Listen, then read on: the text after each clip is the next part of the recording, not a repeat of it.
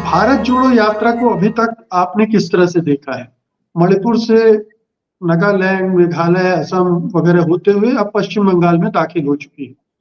ये जो फेज रहा है, पहला फेज पूर्वोत्तर भारत का, उसको आपने किस तरह से देखा?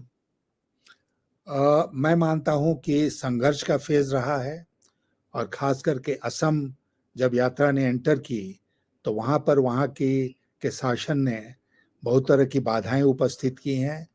और जैसा राहुल गांधी ने स्वयं कहा कि इसका लाभ उनको मिला है, क्योंकि लोग देख रहे हैं कि असम का जो शासन है, भारतीय जनता पार्टी की सरकार, वो कितना जुल्म ढा रही है यात्रा को डिस्टर्ब करने के लिए।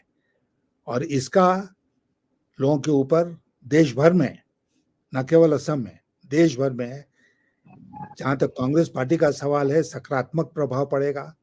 जहां तक कांग्रेस विपक्ष का, भाजपा का सवाल है, तो इसका नकारात्मक प्रभाव पड़ेगा, क्योंकि अंततः ये इशारा करता है फांसीवाद की तरफ, कि भारतीय जनता पार्टी इतनी ताकतवर हो गई है कि वो फांसीवाद की तरफ देश को ले जा रही है।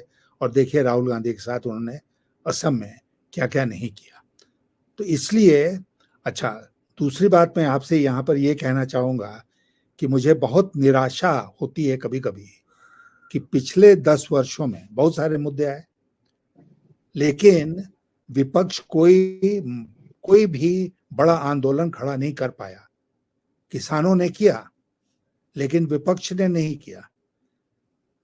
विपक्ष के लोग निकाल दिए गए पार्लियामेंट से, उस पर भी कोई आंदोलन नहीं हो पाया, क्योंकि एक अब आंदोलन का स्वरूप ये हो गया है कि हमने ट्वीट कर दिया तो आंदोलन हो गया। हम पार्लियामेंट से निकल के और विजय चौक तक चले गए मार्च करते हुए तो आंदोलन हो गया। ऐसे आंदोलन नहीं होता है। सड़क पर कोई नहीं उतरा, लाठी किसी ने नहीं खाई, जेल कोई नहीं गया। और ये मैं मानता हूं कि विपक्ष की एक बड़ी बारीक कमजोरी रही है पिछले 10 वर्षों में। तो उस संदर्भ में अगर हम देखते हैं तो राहुल गांधी की इसके पहले वाली यात्रा और राहुल गांधी की वर्तमान यात्रा जो है, ये एक कदम है उस दिशा में कि कुछ खड़ा हो। आंदोलन नहीं है, यात्रा है, लेकिन यात्रा के माध्यम से ही लोगों तक पहुंचने का प्रयास किया जाए।